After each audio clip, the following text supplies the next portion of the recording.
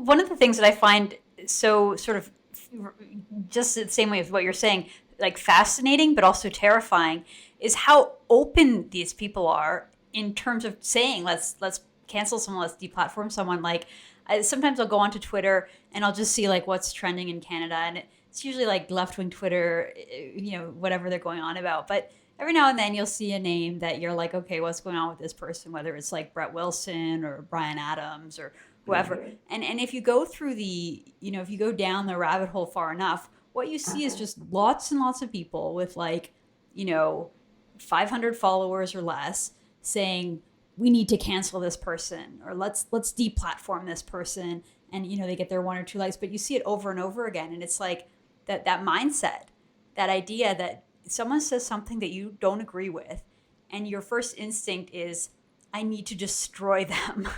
like not like I disagree with them and here's why, or let's debate this person, or here I'm going to refute their ideas because I think that their ideas are terrible. But no, it's not about the ideas at all. It's really about like we need to destroy this person. We need to deplatform them. We need to cancel them.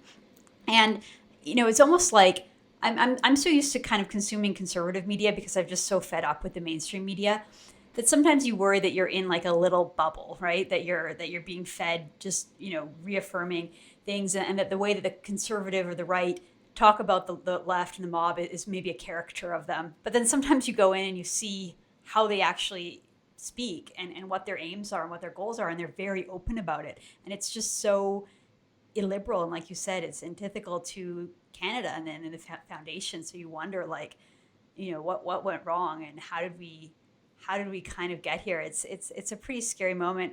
One of the things I wanted to ask you about is because I know you're a big hockey fan and you got a background playing hockey and stuff. It feels like cancel culture's next target is going to be the NHL, or it is. I mean, we saw a pretty high profile canning of Don Cherry, who's a Canadian icon, just because he said something that kind of stumbled, I guess. I never thought that what he said was that bad, but people took the sort of worst faith interpretation of what he said, and supposedly by saying, you people, you got to wear your poppies, that was like beyond the pale. So have you noticed that that cancel culture is going after the NHL, and why do you think that is? Yeah, well, I think they are 100% going after the NHL, and maybe you could say kind of professional sports more broadly. Um, but I think they are. I think they view it as a, and you see it also with trying to get the fighting out of hockey. I think there's an attempt to. Well, I think they recognize hockey as kind of a right of center institution, if you will, or a conservative institution. And there's a lot of things that they obviously hate that is kind of represented. There's a lot of tradition. There's a lot of masculinity in hockey. There's a lot of team based. Pardon me. Patriotism, like the whole, Patriotism. singing the Yeah, national anthem and bringing people together. It's like a Canadian thing. it's a symbol of Canada, and a lot easier to attack than maple syrup. So I think that all of these things kind of combine together to make it a target. And even like, I mean, hockey teams in general, like they're very almost remembers, like, you go back to high school, there's sports and your jocks, then you got more of like the fine art stuff. And obviously sports is also structured more, and it's got you have a coach that's telling the players what to do who are going out on the ice, and there's things like that. So I think it gets them all riled up.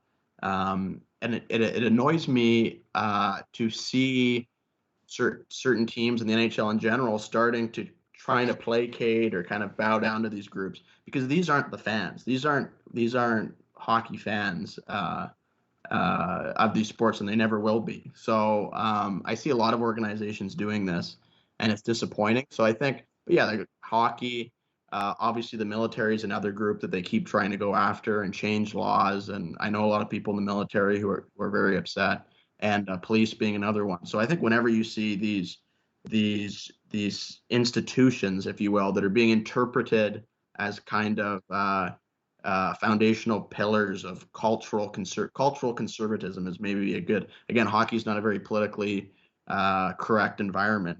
Being on the bench, someone who's played hockey, being on the bench and dressing room is not a very politically correct woke environment. So I think that's another reason why it's being targeted. And I think with all these different groups, they already have the media, they already have the universities, so they're just seeing what else they can go after. And yeah, it's super concerning. And I mean, these people have the other thing you talked about how illiberal their methods are. You can also add to that, like, forget due process, forget privacy or anything. Like anything goes.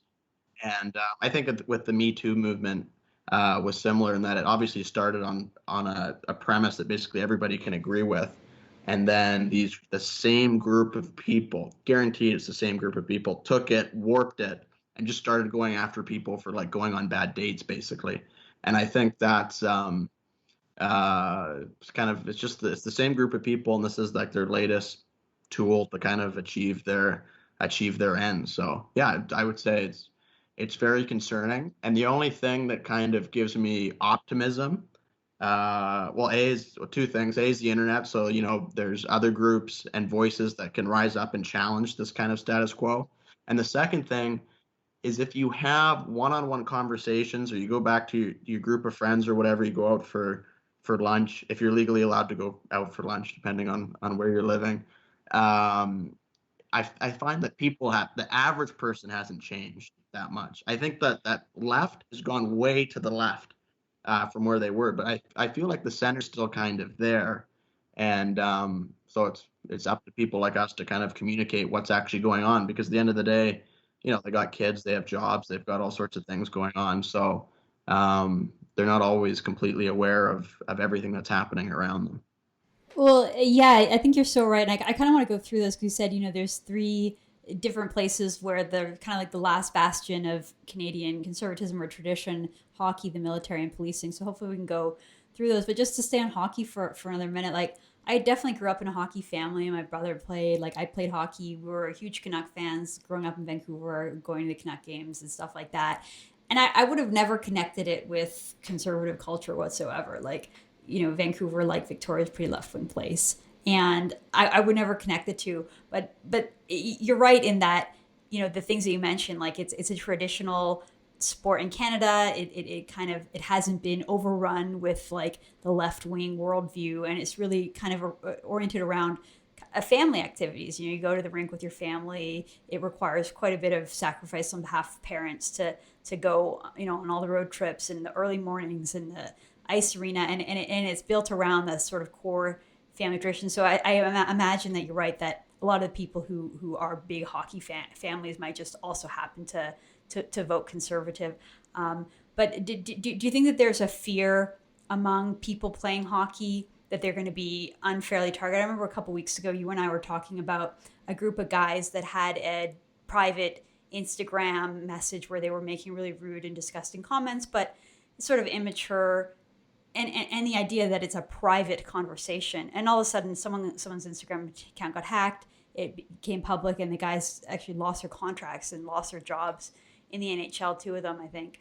That's pretty scary, just given that it's a private conversation. We've seen this happen in a couple of other scenarios recently where private conversations have become public, and all of a sudden it results in sort of the end of your career or serious repercussions. Do you think that there's going to be changes? Do you think that there's a fear among people who play hockey, or people who are involved in hockey, that they can't really be themselves anymore? Do you see that happening at all? Yeah, I think people will always adapt. Like you made the point about private conversations. There's also kind of and this is one part where I have seen good pushback, is kind of the attack on humor, basically. Politically, certain comedians coming under attack and stuff. And I do think comedians are pretty good at kind of firing back. So, and they're usually more in control of their careers. But yeah, I think that as far as athletes go and other celebrities, like there's going to be a lot. I tell you, after the instance that you're talking about, there's a lot of players that obviously were going through and deleting chats and text messages and things like that. And but I think people will adapt. Like you got Snapchat, which deletes your messages a couple seconds after you send them. So I think you're going to see a lot more of that, and I think you're going to see a lot more of, in-person conversations and people just being wary of that kind of a thing. But yeah, I mean, I don't think you're going to change people. I think it's just you're going to find a way. Technology will find a way around it. So that's what I think is going to happen. But there's going to be other people that are going to get burned before in the interim for sure. And the thing that really bugs me too is if it's sometimes it's happening now to 18, 19, 20-year olds, and these are people that are just still in high school or just getting out of high school, and they say something stupid or whatever. Even if they acknowledge they say something stupid and apologize for it, there's still just like this monolithic attack by the media and this the Twitter mob. And I'm happy that I didn't really grow up in that environment. The social media was still pretty private. There wasn't this kind of public pile on that happened. So I mean, we'll see. But if I had to guess, I think people will just adapt and everyone will stop using WhatsApp groups or Instagram conversations, and everyone will just be Snapchatting. Or the other thing I've noticed is people, you almost meet people now, and like you really kind of double down on the friends that that you can trust, or the contacts that that you can trust. And this is maybe more relevant to us because I find a lot with politics, a lot of the times you have to have open-minded conversations where you're saying something that maybe 5 minutes later you're like, you know what, I don't actually agree with what I just said, but you needed to kind of flush the idea out to kind of build your understanding even of how you yourself feel. And the danger of those conversations now, if you don't know everybody in the room, or you can't trust people, or you're putting it on somewhere where there's a record, a Facebook Messenger conversation or whatever, I think is really real, and really just not healthy to our society. So it's I mean, it is what it is, but it definitely reminds me of some like puritanical church from like the 1600s or something. That's what like the radical environmental and social left has kind of become, and they're just kind of trying to excommunicate you from society. That's kind of what it feels like. I totally agree. And I mean, I think that you raised some really good points just in that most people don't like it's so uncomfortable and so unnatural. And what the woke mob or whatever you want to call them, the far left, what they're demanding and what they're pushing is so counter to our culture and our basic nature that I think that there is going to be a backlash, and there's more and more of a backlash. Like you said, the center is kind of remain the same and the left is just getting more and more extreme. Well, the more people feel alienated from that, the more likely they are to completely push back. And I think it's happening already in a lot of forms.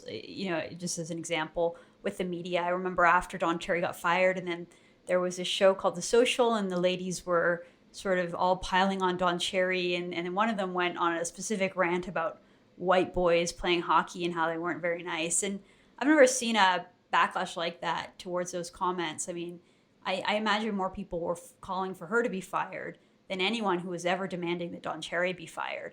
And of course, the establishment doesn't listen to those voices because that's not the trendy sort of political correct moment that we're living in. But I think that the more these kind of things happen, the more people just feel fed up and they join the sort of other side. So that's good. Now, you have a background in military. Military was the second institution that you think that they're going after, and it's the last bastion of sort of tradition or conservatism. So what were your experiences at the military, and give us some examples of the sort of woke mob coming after the military? Yeah, so my experience in the military was really 100% positive, and that's mainly because the people that are in it. So they are. It is a really cool institution. I can say from someone who played hockey, like there's a lot of parallels. I think it's very team oriented. It's very structured. It's all about everyone pulling in the same direction to a common goal, and there's elements of patriotism obviously that are woven through everything. And so my experience with the military, this is back around 2009 to 2011. So it was very positive.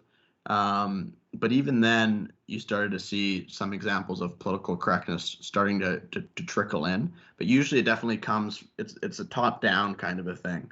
So it's the last thing it's going to affect is kind of the platoon level. It's more, you see it in the recruiting. So nowadays you see it with these, they got the employment like equity targets. So certain, they're trying to reach a certain level of women in the military, invisible minorities, and they reserve certain trades for them. So you can go to a recruiting office, and our military right now we're chronically short of people, and there's massive unemployment. But yet you can still go to a recruiting office and you say, I would really like to be, pick a trade that you have in the military. You really want a fighter pilot, or you want to be, you want to drive a tank or something like this. There's certain trades that we'll say are full, even though they're not full, and it's just because you don't meet one of these employment equity targets. And I think I think that's horrific. I think that's a perfect example of where, who cares what color your skin is or what your sex is? If you want to serve your country and you pass all the requirements, then you should be welcomed in as quickly as possible, especially at a time right now when we're chronically, they can't even find people to like fly some of these helicopters and aircraft. And there's a whole bunch of other trades that are in a similar situation. So that was one. The second one was, every year you have to write, if you have people serving underneath you, you have to write like a personal evaluation report. I can't remember the exact, I think it's PER, personal evaluation report. And what they just made a recent change in the spring, and this got picked up a bit by the US media, was they've banned it so are not allowed to use pronouns anymore. So you can't say, you have to basically, they sent the PERs back and they said, we need you to rewrite these because you've got nothing better to do, apparently. And we noticed you referred to the corporal there as he or his or her or she, and you have to take all of those out, and you don't want to assume the gender of any given individual, and either write their service number or write out their full name over and over again every time you refer to them. Like Corporal Gunn did this, Corporal Gunn's training was this, and this. And it's just such a mind-boggling, this is the organization that we're entrusting with the national security of their country and to go overseas and put their lives on the line. And these are the priorities that we're making for ourselves. And it's just so ridiculous. It's just so ridiculous to me. And so anyways, that's another example. So I think in recruiting and that kind of a thing, and you can see these are things being passed down from the government through the Department of Defense, and being basically imposed on unit level activities. So that sounds like Justin Trudeau and his gender-based analysis for every single policy. That sounds like something that they came up with. I didn't even hear about that story in detail, so that's pretty wild. Yeah, It also seems crazy. to make for bad communication. I mean, presumably, you need to be able to communicate in a clear way in the military, and having to think about what pronoun to use, or how to communicate in a way that's politically correct in the media, in the military, it just seems like a wild distraction that would actually be counter to the goals of the military. Well, I bet you what happened was the military was told, with all of this, the transgendered stuff going on, to try to follow all these different rules and not to assume someone's gender and stuff.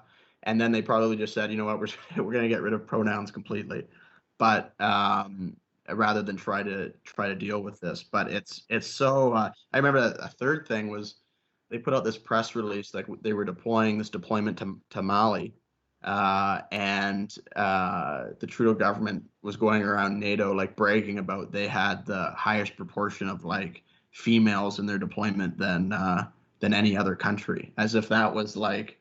Meanwhile, we've got like helicopters flying dropping out of the sky. We've got snowbirds crashing. We have like all the things that really matter being completely neglected.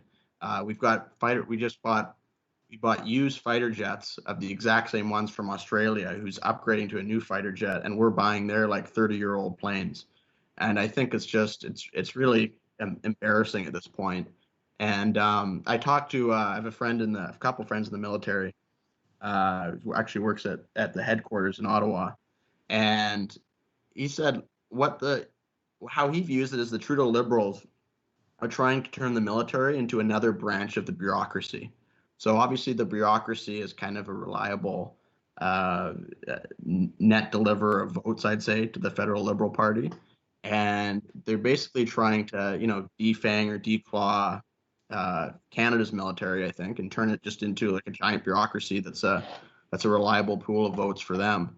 So that's how I kind of am viewing what's happening. And again, it's all about basically deconstructing what is a fundamentally culturally conservative institution, around every single element that you can define as culturally conservative. You can find it in the military, and they're just trying to strip it away one by one. So whether it's connection to to guns, or to patriotism and to Canada, or to law and order or authority, I mean, it clearly is. It's the institution. So I think that's why they're targeting it. And it's again really sad to see, because these are people who volunteered, put their lives on the line for everyone else, like our society as a collective. And to see them kind of get thrown under the bus like this is tough to watch. And it's sad that there aren't enough voices coming out in defense of these institutions and these traditions. And I think it's because there's sort of a paralysis where everyone's afraid. If Rex Murphy writes a column in defense of the military, will he be fired for good from the National Post? I mean, that's sort of the question. So the third institution that you mentioned was the police, and I really wanted to get into this with you because I feel like this is something that I've never seen move so quickly in my life, where an idea that would have been considered just wildly radical and far left and extreme not too long ago is suddenly a mainstream opinion, which is to defund the police. And it was actually interesting. I saw a poll the other day that it was trying to, the headline, the media, the way they painted it, tried to seem like that trust in the police was falling. But a poll actually found that 71 Canadians still had a high level of trust in the police. So 71%, so nearly 3/4 of the country still have a high degree of trust in the police. And yet we're told daily in the media that the police is a reprehensible institution that's racist and brutal. And you don't really see a lot of people defending the police. We at True North, we'll try to at least tell both sides of the story. So as an example, there was a pretty high profile arrest that was caught on a dash cam of a Chief Alan Adam up in Fort McMurray, and he was tackled to the ground and sort of beaten up a little while he was being arrested. And the media were pushing out this 1-minute clip that just shows that exact moment where he was tackled and arrested. But there was a 12-minute clip that they didn't show. And during the 12-minute clip, you can see how he's resisting arrest, he's antagonizing police, he's trying to fight police officers. At one point, he tries to get away in his truck. There was obviously a lot of context that wasn't being shown by the media. And once the context was there, it was kind of like, okay, this might seem a little bit more justified now. I understand at least why he was tackled to the ground. Maybe I still think it was too much force, but he was certainly part of he was certainly part of the instigation that led to that encounter. It wasn't just completely one-sided like the media made it seem. So I just want to get your opinion, because I know you have a lot of friends in policing and you have a lot of opinions on this issue. So what's your take on what's happened in the last little while with this movement to defund the police, and what do you make of the media trying to demonize RCMP officers like they've been doing? Yeah, I think there's a couple elements to this. I think the rush to judge police actions by people who have no experience with policing and use of force, and how difficult it is to control like a full-grown male who doesn't want to be arrested, I think is really, again, it goes back to the kind of just ignoring the context of the situation. I think that's something that I stay away from doing. I think that the conversation about are there times use of force issues, I think for sure there is. because nothing's perfect, and we have a country of 37 million people, and I'm assuming tens of thousands of police officers making multiple, having to physically arrest people every day.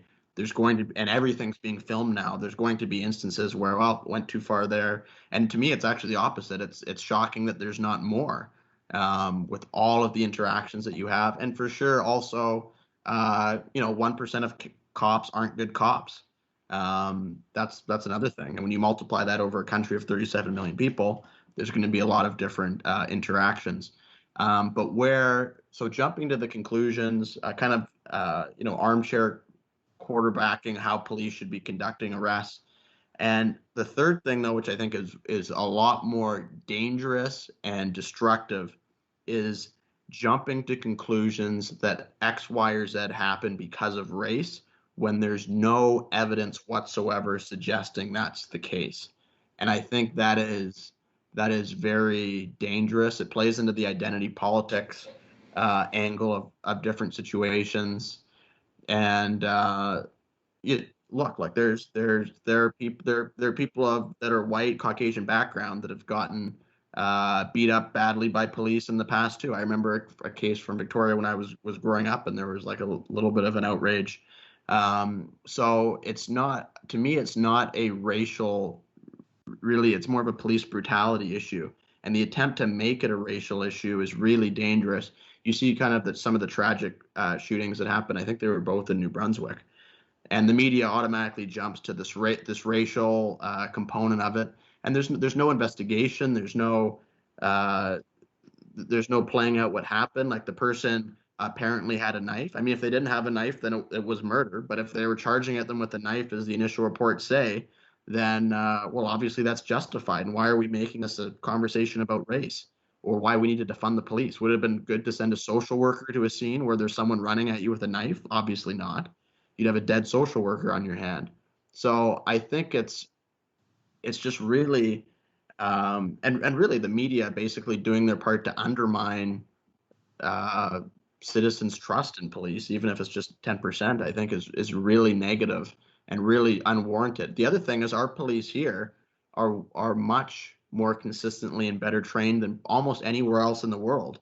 Like, look, whenever you have authority, you're entrusting someone with authority, and to enforce the law, you're going to have abuses of power. Like, it's just in human nature. But there's probably nowhere with more and better training, and also different oversight bodies, to look after, to ensure that's kept to a minimum. So I think it's really missing the forest for the trees in this instance. And the other thing is, I mean, like, it's not, I don't know how we have, like people shouldn't be resisting arrest. That's the first way that you can avoid a violent confrontation with police, is to avoid a confrontation with the police in the first place, and then second, don't resist arrest.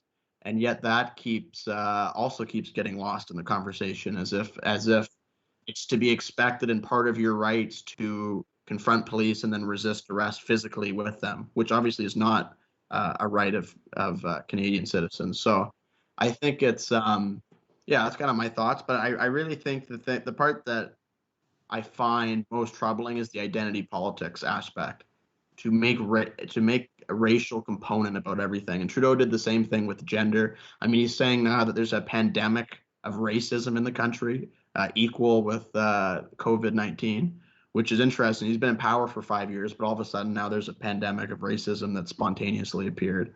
So obviously it's just, there's no intellectual consistency, and it's sad to see. And also, again, police. But here in Victoria, we've had lots of issues. Crime's gone up a lot with the coronavirus thing and the lockdown, and they have to deal with obviously the drug problem, the opioid problem, and who has to deal with it all? It's the police on the front lines. And I honestly think there's a thing about the body cams, the debate about that.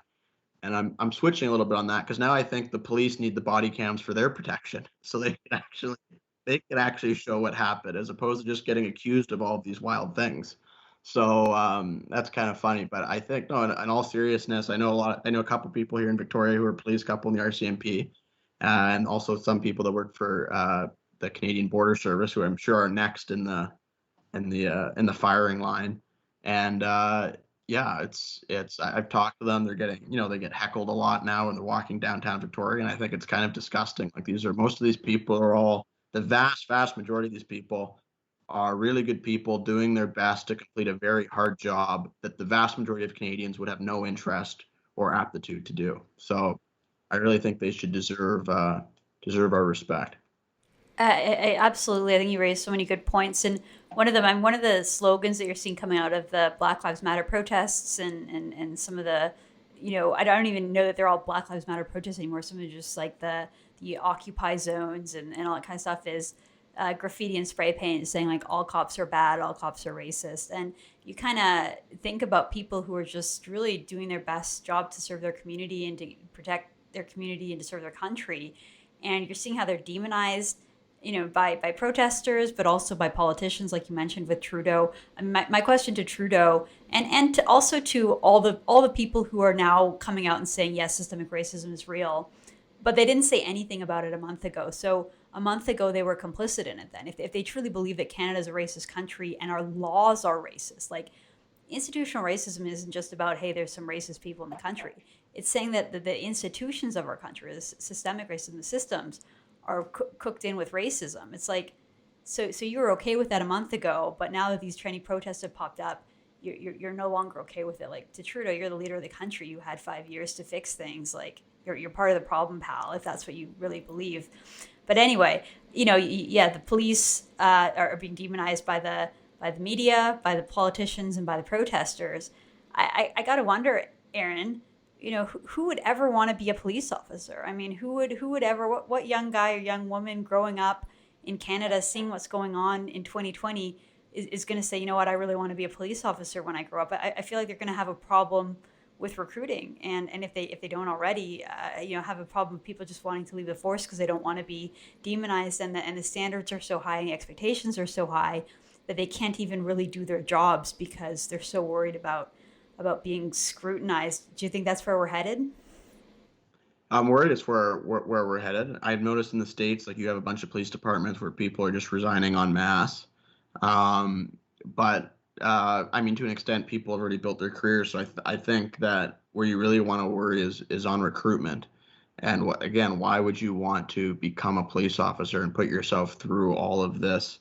Um, it's fine to be it's fine to have oversight, obviously, and all these things, but this kind of it's really malicious judgment is how I would almost describe it. And everybody's filming and taking things out of context, and like you said, showing small clips of a much larger episode. And I just don't. And with all that pressure, I don't know why. And just all the, I mean, look, most of your day is for most police officers is dealing with criminals and repeat offenders, and these are not people that exactly are going to be playing fair or treating you with respect either. So you're already coming into this situation where you're dealing with a very stressful, high intensity job. So yeah, I don't know why you would want to become a police officer now, to be honest, especially with the CERB payments being extended so far indefinitely. You can just sit at home and play video games instead. But yeah, I don't know why. I don't know. It's very sad to see. And I mean, it was only a couple months ago we had illegal blockades all across this country. And I remember in Ontario, actually, I think there was some issues with the OPP not even wanting to go in to remove the Mohawks off the CN rail line. And why would you want to go in? It's not like you're expecting the government or the media or even the population to really have your back at this point. So yeah, I think it's really concerning. Unfortunately, things probably get worse before they get better. Um, but yeah, I think it's there's just a lack of respect, and a lot of that stems from probably a lack of balance from the media. I really think a lot of problems stem back, as I'm sure you would agree, to kind of the media narrative that's being pushed. And when it comes to the police instance, this police issue in particular, I think pushed is the right way to describe how the media is spinning this narrative and pushing it onto people. Well, let's dive into that topic a little more, because I feel like the world has moved online and the media have been so slow to adapt. And I'm talking about the mainstream media in Canada here, CBC, CTV, Global News, but then also the sort of newspapers. We were talking about Post Media a little earlier, and Torstar. Those are pretty much the only two media chains. So you really just have like five, six companies in all of Canada that really control the media. And I feel like they're more relevant now than they've ever been because Canadians are getting their news from such a diverse array of places. So why do you think that the media still have so much control and power in creating these narratives that most of us reject anyway? And most people, like we've been talking about, they go online to try to find the truth because they don't feel like they're really getting the truth from the media. But why is it that these institutions still have so much power over setting the narrative and crafting our culture? I think I've had this conversation with a couple people recently as well. I think they have a degree of an extra degree of credibility to the average everyday Canadian simply because they're on television in the case of the big three that you mentioned, or they have a newspaper. And I think, look, in 50 years, that's obviously going to mean nothing because literally everything will be online. But because we're still in that kind of transformation stage, I think that just lends credibility to have something like that. I'm sure you've dealt with kind of the headwinds with that kind of a thing. And then I think the second element is simply that when it comes to getting your information, branding and reputation matter a lot. And these groups have just been around a lot longer. I mean, I don't know, the CBC, I think, has been around since the 50s or 60s. And I'm not sure how long CTV and Global have been around, but a long time. And I don't think, from my recollection and talking to other people, I don't think the media used to be this bad. So I think they've become a lot more, they've gone from, I feel like, first and foremost, trying to report both sides and balance to now almost thinking it's part of their responsibility to seek social justice and change. And I'm not an expert on it, so I don't know how much of that came from universities and journalism, like you saw with the National Post and the New York Times editorial board kind of revolution. Um, I feel that has been changing gradually, the 90s, 2000s, and up to today. And so there's lots of Canadians that have probably gotten their news from CBC or CTV or Global for like 20, 30 years or whatever. So I think it's slow for that generation to change. But I think people that are my age, under 30, under 40, are probably more open to going to these new outlets, these new mediums, even like something like Joe Rogan's podcast or something like that, and getting their information that way. But I think it's just going to take time, and it's going to take. I mean, I know True North and Post Millennial, they're still young organizations. So I think all you can go from there is up, and the future is kind of bright in that sense. But we're starting from even these other institutions are starting with massive operations, and most importantly just recognition and reputation. But I think there's a lot of opportunity. I think in the United States it's obviously shifting faster than it is up here in Canada, so which usually happens, right? We're a little trailing behind. Well, that's one of the things that when I was talking about the National Post and just thinking about it, in the U.S. there are so many reliably conservative outlets and voices that you never really have to worry about where can I find conservative opinion. There's so many podcasters and radio hosts and even the National Review, which is sort of like a highbrow New York based conservative magazine. They came out with an issue back in 2016. They coined the term "Never Trump," and they had articles from all these different conservatives saying why they wouldn't vote for Donald Trump. And so you might think of the National Review as being like a squishy centrist outlet, but even that, they are reliably conservative. They don't apologize for being conservative, and anytime there's an issue that you might need clarity on or you want to learn more about it, you can reliably go there and understand what the conservative perspective would be, or why the media is wrong when they're demonizing Republicans, or whatever it is. Whereas the National Post could be that sort of highbrow Toronto-based cultural avenue, but it's just that they're too afraid, and it's such a shame. I think it can't happen soon enough, Aaron, that we have that shift from the sort of establishment down to the sort of populist grassroots levels. And I think with social media and things like you're doing, where you have a huge audience and you're just speaking the truth and saying what's right and common sense, there's such a huge audience for that. Well, Aaron, I think it's been such a great conversation, and I think some of the things you talked about were really important. Just the need to preserve tradition and to remember where we came from, remember our history. I think that's such an important message that Canadians need to hear. So I really thank you for joining the podcast and for all the work you do over at aarongunn.ca and with your videos. So keep it up and keep in touch. Awesome. Thanks for having me, Candice.